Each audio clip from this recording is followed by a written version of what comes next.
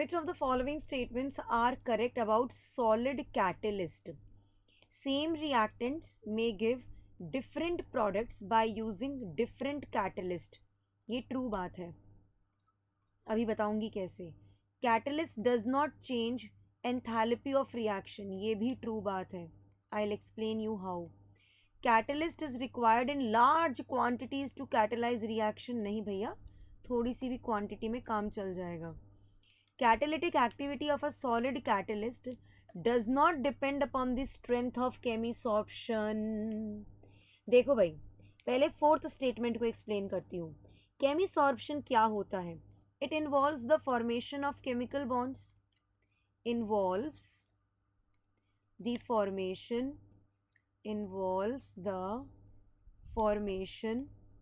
of chemical bond. Involves the formation of chemical bond.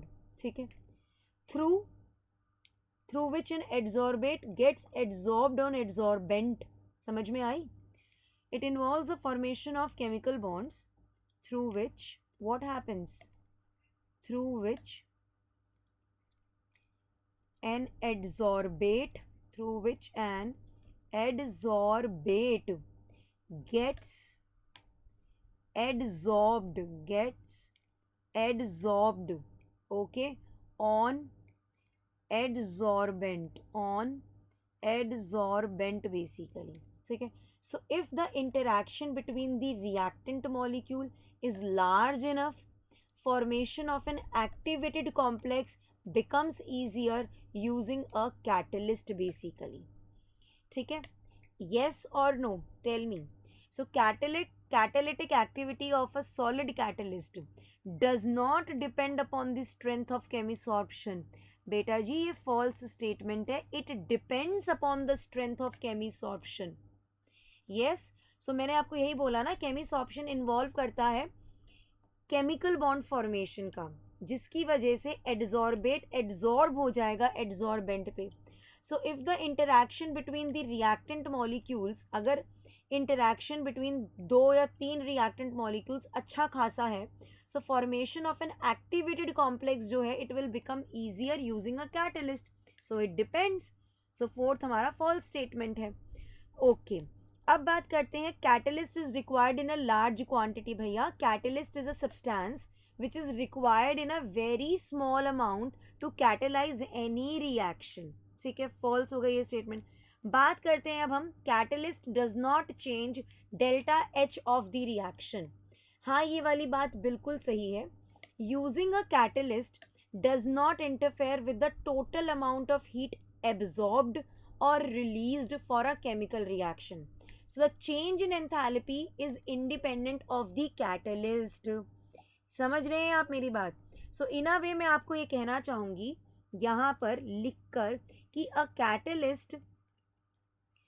catalyst cannot alter the initial and final energy levels of reactants and products. A catalyst cannot alter the initial and final energy levels of reactants and products. ठीक है. What it does, it only provides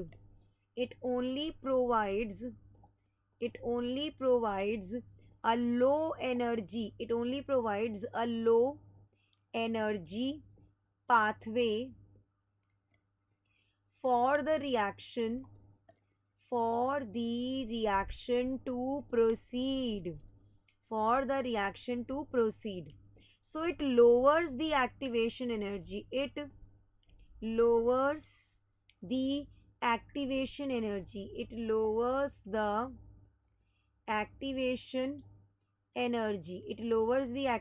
energy, but does not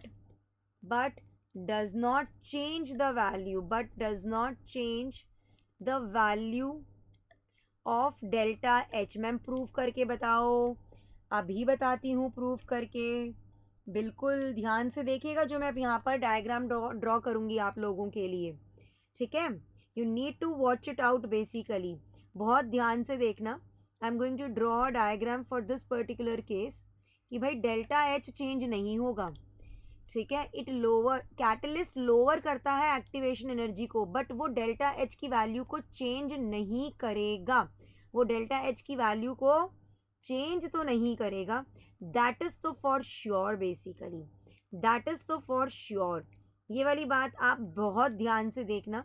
जैसे यहाँ पर Y axis पे I am taking energy and X axis पे it's the progress of reaction, progress of reaction basically, ठीक है।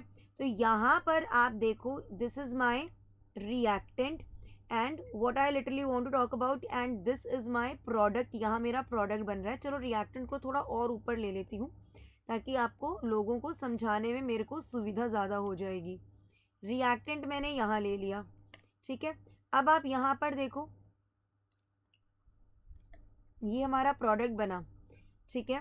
This is actually, ये हमारा क्या है, यहाँ पर ये एक्टिवेटेड कॉम्प्लेक्स है, ये हमारा यहाँ क्या है, एक्टिवेटेड कॉम्प्लेक्स है।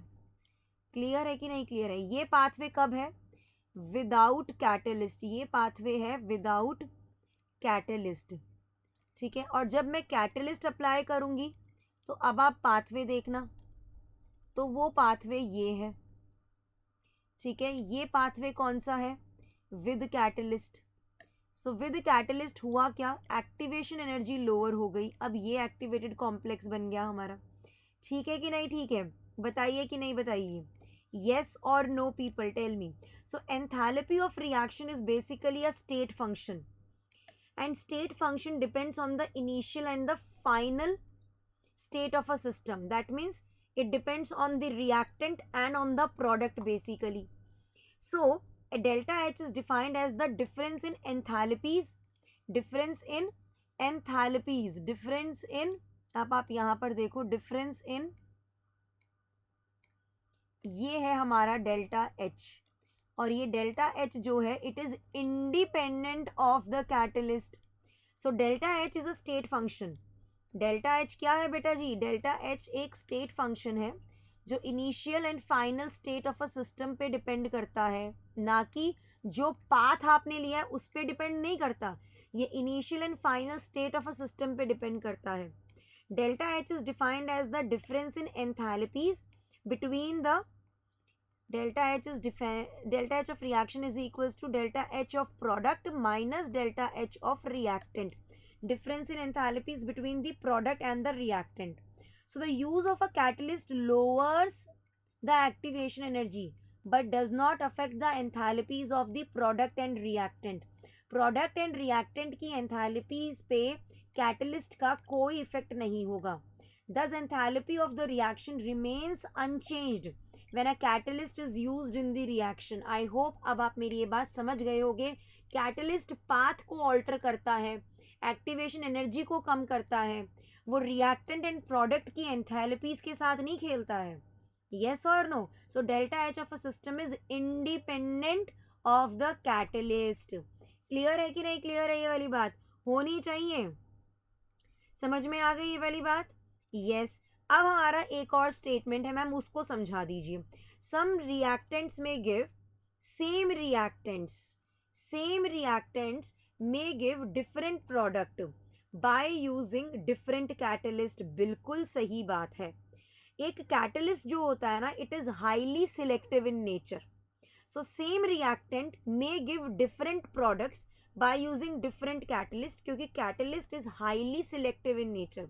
For example, during the catalytic hydrogenation of alkyne, during the catalytic hydrogenation of alkyne के बारे में मैं यहाँ बात करती हूँ आप लोगों से, ठीक है।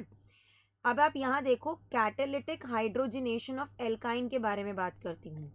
अब अगर मैं यहाँ पर इसकी रिएक्शन करवा दूँ, एक मिनट रुकिए, इसको भी एक्सप्लेन कर देते हैं तरीके से। एल्काइन है, अब इसकी रिएक्शन अगर मैं करवा रही हूँ H2 in the presence of palladium के साथ में, और इसी एल्काइन की रिएक्शन अब मैं अगर करवा रही हूँ किसके साथ में, hydrogen in the presence of palladium BaSO4, तो बताओ मुझे क्या मिलेगा यहाँ पर, what I'm supposed to get over here. हाँ जी people. For example, during the catalytic hydrogenation of alkyne, if we use palladium as a catalyst, the product over here will be alkene. ठीक है, fine है. But if hydrogenation is carried out using the Lindlar's catalyst, hydrogen in the presence of palladium BaSO4, this is what? The Lindlar's catalyst. This is basically Lindlar's catalyst. Yes or no? तो हमें यहाँ पर product क्या मिलेगा, हमें यहाँ पर जो प्रोडक्ट मिलेगा वो एल्कीन मिलेगा. तो आप देख लो सेम रिएक्टेंट है, डिफरेंट प्रोडक्ट्स मिल रहे हैं यूजिंग डिफरेंट कैटलिस्ट. ट्रू है कि नहीं है? So 1 and 2 are the true statement for the question asked for.